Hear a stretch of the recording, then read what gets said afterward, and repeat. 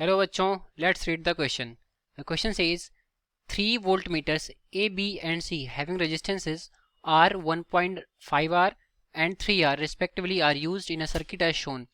When potential difference is applied between X and Y, the reading of the voltmeter are V1, V2, V3 respectively. Then option A, V1 equal to V2 is equal to V3. Option B, V1 is less than V2, V2 is equal to V3. Option C, V1 is greater than V2, V2 is greater than V3. Option D, V1 is greater than V2 and V2 is equal to V3. So question में बोला है कि यहाँ पर 3 volt meter से A B और सी, इनके resistances हमें गिवन है. ए का है आर और बी का है 1.5 आर, सी का है 3 आर. ठीक है, इसको इन सर्किट में इस तरीके से कनेक्ट किया गया है. तो कह रहा है कि पॉइंट एक्स और वाई के बीच में जब पोटेंशियल डिफरेंस अप्लाई कर रहे हैं तो जो वोल्ट मीटर्स हैं ये तीनों, इनके बीच की रीडिंग क्या होगी. तो सॉल्व करते हैं इस प्रॉब्लम को. तो यहाँ पर की पॉइंट देखते हैं क्या होगा. तो हमारा जो की पॉइंट होगा वो यहाँ पर ओम्स लॉ होगा. ठीक है, ओम्स लॉ, ओम्स का जो सर्किट लॉ होता है उसके according V is equal to I R होता है. इसकी हेल्प लेंगे हम. तो हम लेट करते हैं कि जो हमारा X है, यहाँ से जो करंट आ रहा है वो I अमाउंट में करंट आ रहा है. ठीक है, अब I अमाउंट में करंट आ रहा है तो ये B और C में डिवाइड हो रहा है, दो ब्रांचेस में. ठीक है, अब हम देख रहे हैं कि जो B का रेजिस्टेंस है 1.5 आर है और C का रेजिस्टेंस है 3 आर, मतलब इसका जस्ट डबल है.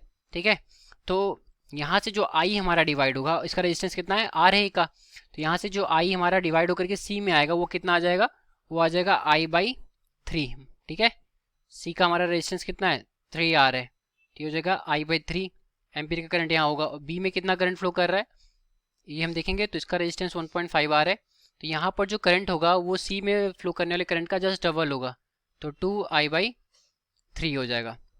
ठीक है, तो ये हो गया हमारा करंट इस सर्किट में. अब हम पहले ए के लिए देखेंगे कि इसका वोल्टेज कितना होगा. तो ए के लिए देखें तो इसमें जो वोल्टेज होगा जो ये रीड करेगा V1 is equal to I R read करेगा. इसमें करंट आई है और रेजिस्टेंस आर है. ठीक है, बी के लिए देखें तो V2 इज इक्वल टू कितना हो जाएगा, ये भी हम V2 में देख रहे हैं ना, V2 मतलब हम B में देख रहे हैं. तो B में कितना हो जाएगा I2 इंटू R2. I2 यहाँ पर है 2I/3 इंटू R2 कितना है 1.5 R.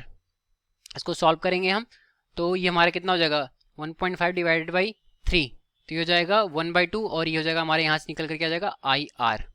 ठीक है, तो मतलब ये V1 के बराबर हो गया. अब हम देखें C में, तो C में देख रहे हैं तो V3 इज इक्वल टू कितना हो जाएगा, इसमें I/3 अमाउंट का करंट फ्लो कर रहा है और रेजिस्टेंस कितना है 3R है. तो ये भी हमारा कितना आ गया IR आ गया.